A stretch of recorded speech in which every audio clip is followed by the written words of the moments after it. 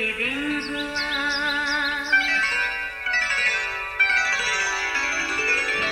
नया फिर दिन हुआ, पुरानी रात का करे सो शुक्र हम खुदा की जात का, खुदा की जात का नया फिर दिन हुआ।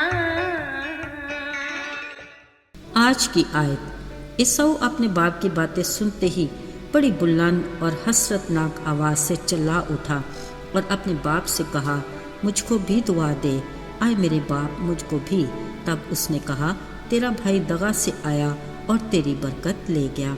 पैदाइश 27 बाब 35वीं और 34वीं आयत। अजीज़ों, जब कभी हम खुदा के वादों का जिक्र करते हैं तो हमें इब्राहिम के साथ खुदा का खूबसूरत वादा ज़रूर याद आता है, जब उसने इब्राहिम से कहा, अगर तू आसमान के सितारों और रेत के ज़रों को गिन सकता है तो गिन ले, क्योंकि तेरी औलाद ऐसी ही होगी।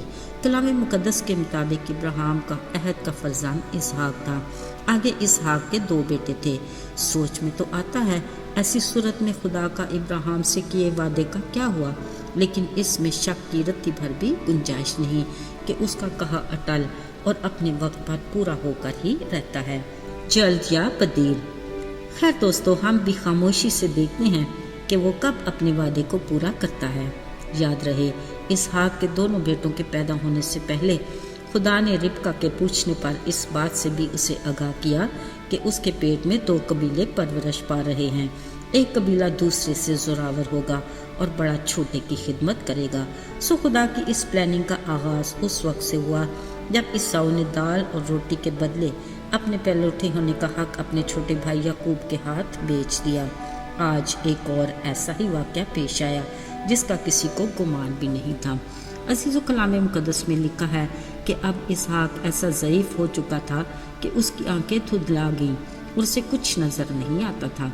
उसने अपने बड़े बेटे ईसाऊ से कहा, देख, मुझे अपनी मौत का दिन मालूम नहीं, सो तू अब ज़रा अपना हथियार और अपना तुरकश और कमान लेकर जंगल को निकल जा और शिकार करके मेरे हस्बे पसंद खाना तैयार करके ला कि मैं खाऊं और तुझे दिल से दुआ दूं। बाप बेटे की ये गुफ्तगू जब रिबका ने सुनी, उसने अपने छोटे बेटे याकूब से कहा, देख, इससे पहले कि तेरा बाप ईसाऊ के शिकार का गोश्त खाकर उसे बरकत दे, तू मुझे रेवड़ में से बकरी के 2 अच्छे अच्छे बच्चे ला दे। मैं तेरे बाप के हस्बे पसंद लजीज खाना तैयार करके तुझे दूंगी, तो उसे बाप के सामने ले जाना ताकि वो खा कर मरने से पहले सिर्फ तुझे ही दुआ दे।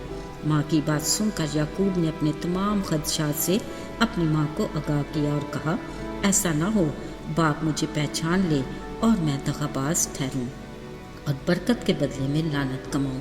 मगर माँ ने उसे तसल्ली दी और कहा, तेरी लानत मुझ पर आए, तू मेरी बात तो मान। सो माँ ने लजीज खाना तैयार किया, ईसाऊ का नफीस लिबास याकूब को पहनाया और उसकी गर्दन और हाथों पर बकरी की खालें लपेट दी, क्योंकि ईसाऊ के जिस्म पर ऐसे ही बाल थे। फिर पूरे एहतमाम के साथ उसे बाप के सामने भेजा। याकूब ने अपने बाप से कहा, आए बाप, मैं तेरा बेटा ईसाऊ तेरे कहने के मुताबिक शिकार का खाना तैयार करके लाया हूँ, उठ खा और मुझे दिल से दुआ दे। बाप ने हैरानी से कहा, तुझे इतनी जल्दी शिकार कैसे मिल गया? याकूब ने जवाब दिया, खुदावन ने मेरा काम बना दिया। बाप ने याकूब को करीब करके टटोला और तसल्ली की कि ये ईसाऊ ही है। फिर दोबारा पूछा, तू मेरा बेटा ईसाऊ ही है ना? उसने कहा, मैं वही हूँ। अजीज़ों, इसहाक ने खाना तो खा लिया मगर दिल में शक की लहर बाकी थी। उसने फिर कहा, ज़रा करीब आकर मुझे चूम।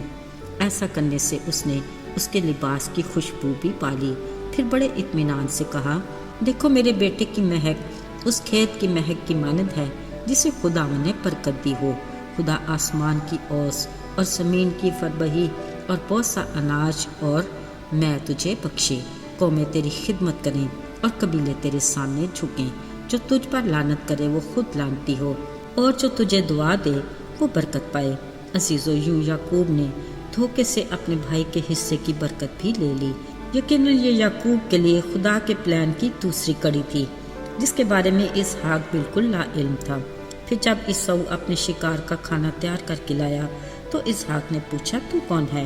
عیسو نے کہا تیرا بیٹا عیسو۔ یہ سنتے ہی اسحاق بشدت کانپنے لگا، کہا پھر وہ کون تھا جس کے شکار کا کھانا کھا کر میں نے اسے دعا دی، اور مبارک بھی وہی ہوگا۔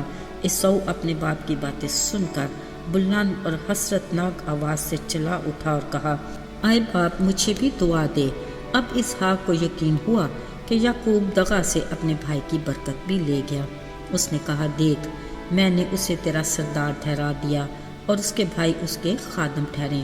عزیزو، یہ صورتحال اس قدر دردناک تھی کہ اسحاق کو عیسو کو برکت دینا ہی پڑی۔ اس نے اپنے بیٹے عیسو سے کہا دیکھ زرخیز زمین میں تیرا مسکن ہو اور آسمان کی شبنم اس پر پڑے، تیری اوقات بصری تیری تلوار سے ہو اور تو اپنے بھائی کی خدمت کرے۔ جب تو آزاد ہو اپنے بھائی کا جوا اپنی گردن سے اتار پھینکنا۔ عزیزو، یوں اسحاق نے اپنے غم زدہ بیٹے عیسو کو بھی تسلی دی، مگر عیسو نے اپنی برکت کے سبب سے اپنے چھوٹے بھائی یعقوب سے کینہ رکھا اور ٹھان لیا کہ وہ اسے جان سے مار ڈالے گا۔ اب ان حالات میں انسان کی ناقص عقل اور محدود سوچ تو کچھ بھی فیصلہ کر سکتی ہے، مگر خدا کی حکمت کو کون جان سکا۔ یعقوب کے لیے اگلی رات تیار ہوئی، اس طرح کہ جب ماں کو یعقوب کے لیے عیسو کے ارادے کا علم ہوا، اس نے یعقوب کو اپنے بھائی لابن کے گھر جانے کا مشورہ دیا۔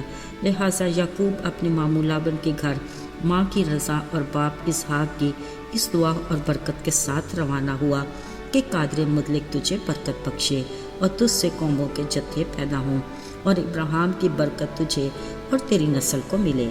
عزیز و باپ کی اس دعا کے بعد اندازہ ہوتا ہے کہ یعقوب کے لیے خدا کی پلاننگ کی کڑی سے کڑی ملتی رہی۔ اس بات کا ثبوت تھا کہ جو کچھ ہوا اور جو ہو رہا ہے خدا کی رضا اس میں شامل ہے۔ عزیزو، آج بھی خدا کے لوگوں کی زندگی میں اس طرح کے کٹھن مرحلے آتے ہیں کہ کچھ بھی سجائی نہیں دیتا، پر اگر خدا کی مرضی شامل ہو تو خود ہی رکاوٹ دور ہو جاتی ہے اور راستے ہموار ہو جاتے ہیں۔ آئیے دعا کریں۔ اے خدا، ہم تیرے شکر گزار ہیں کہ تو ہمارا آسمانی باپ ہے، ہمارا خیال رکھنے والا اور فکر کرنے والا۔ آج بھی اگر کوئی تیرا بندہ یا بندی کسی طرح کی الجھن کا شکار ہے، التجا کرتے ہیں، آگے بڑھ کر ہر رکاوٹ کو دور کر اور راستے کو ہموار بنا۔ یسوع کے بابرکت اور جلالی نام میں مانگتے ہیں، آمین۔